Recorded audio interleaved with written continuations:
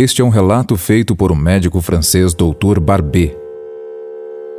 A crucificação de Jesus na visão de um médico. Sou um cirurgião e dou aulas há algum tempo. Por 13 anos vivi em companhia de cadáveres e, durante a minha carreira, estudei anatomia a fundo.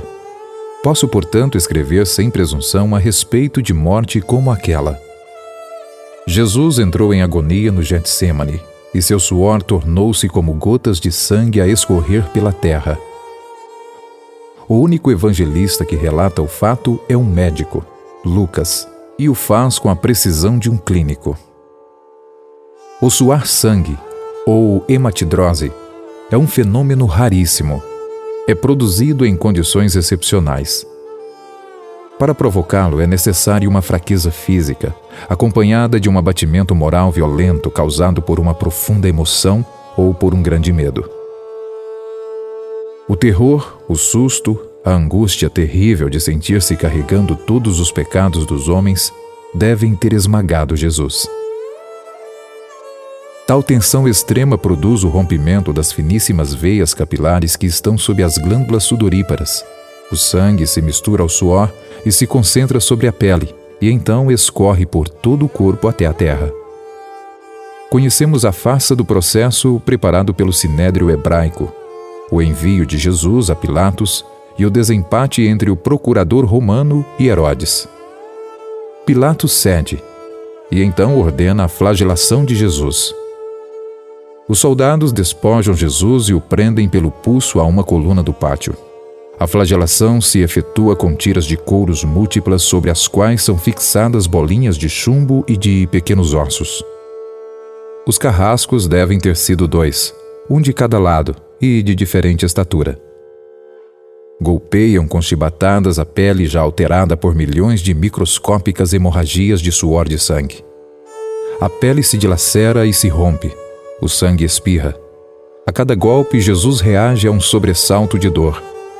As forças se esvaem. O suor frio lhe impregna a fronte. A cabeça gira em uma vertigem de náusea. Calafrios lhe percorrem ao longo das costas. Se não estivesse preso no alto pelos pulsos, cairia em uma poça de sangue. Depois, o escárnio da coroação.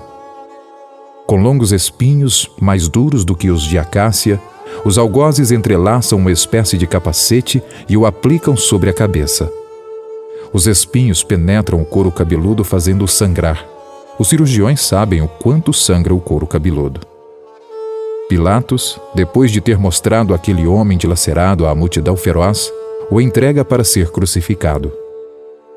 Colocam sobre os ombros de Jesus o grande braço horizontal da cruz. Pesa uns 50 quilos. A estaca vertical já está plantada sobre o Calvário. Jesus caminha com os pés descalços pelas ruas de terreno irregular cheia de pedregulhos. Os soldados o puxam com as cordas.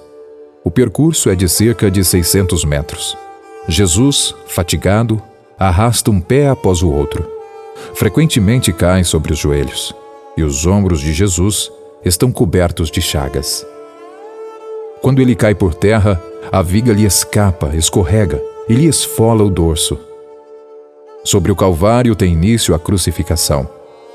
Os carrascos despojam o condenado, mas a sua túnica está colada nas chagas e tirá-la produz muita dor. Quem já tirou uma atadura de gaze de uma grande ferida percebe do que se trata. Cada fio de tecido adere à carne viva. Ao levarem a túnica, se laceram as terminações nervosas postas em descoberto pelas chagas. Os carrascos dão um puxão violento. Há um risco de toda aquela dor provocar uma síncope, mas ainda não é o fim. O sangue começa a escorrer. Jesus é deitado de costas. Depositam-no sobre o braço horizontal da cruz. Os algozes tomam as medidas. Com uma broca é feito um furo na madeira para facilitar a penetração dos pregos. Os carrascos pegam um prego, um longo prego pontudo e quadrado. Apoiam-no sobre o pulso de Jesus e com um golpe certeiro de martelo o plantam e o rebatem sobre a madeira. Jesus deve ter contraído o rosto assustadoramente. O nervo mediano foi lesado. Pode-se imaginar aquilo que Jesus deve ter provado. uma dor lacinante, agudíssima, que se difundiu pelos dedos e espalhou-se pelos ombros, atingindo o cérebro. A dor mais insuportável que um homem pode provar, ou seja, aquela produzida por lesão dos grandes troncos nervosos, que provoca uma síncope e faz perder a consciência. Em Jesus não. O nervo é destruído só em parte. A lesão do tronco nervoso permanece em contato com o prego. Quando o corpo for suspenso na cruz, o nervo se esticará fortemente como uma corda de violino esticada sobre a cravelha.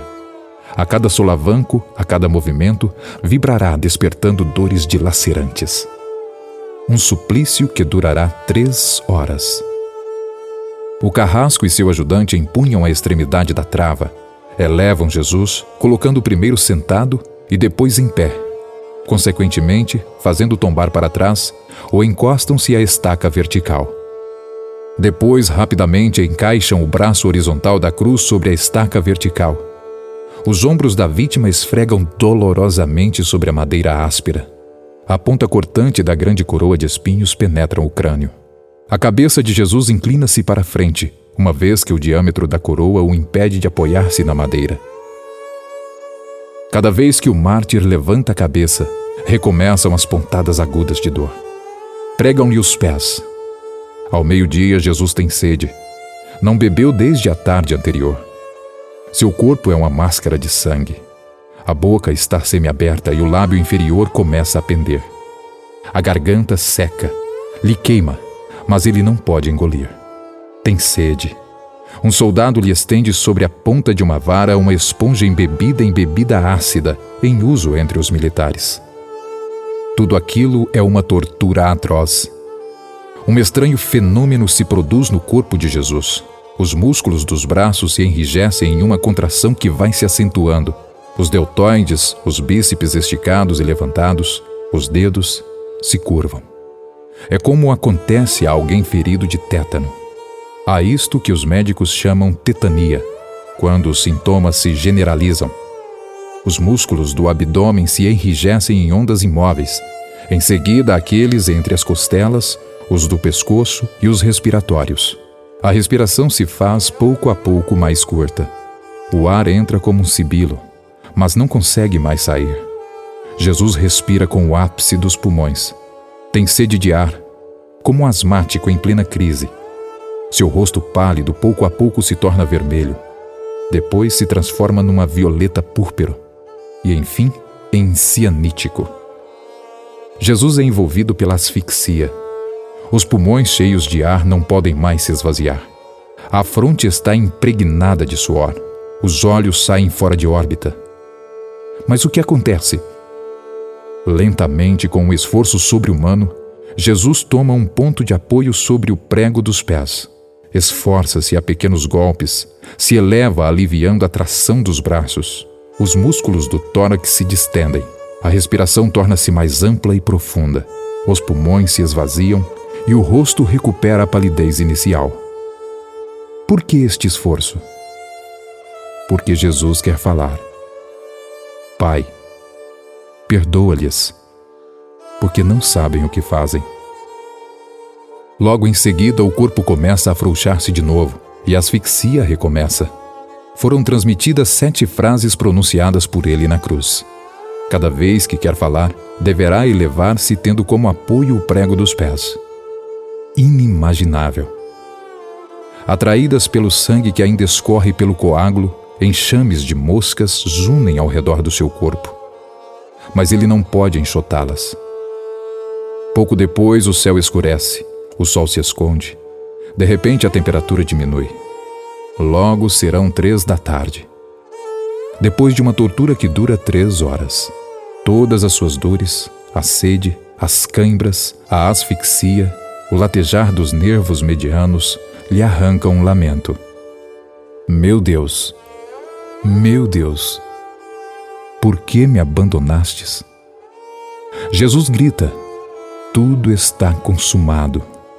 Em seguida, num grande brado diz, Pai, nas tuas mãos entrego o meu espírito. E Jesus morre, no meu lugar, no seu lugar.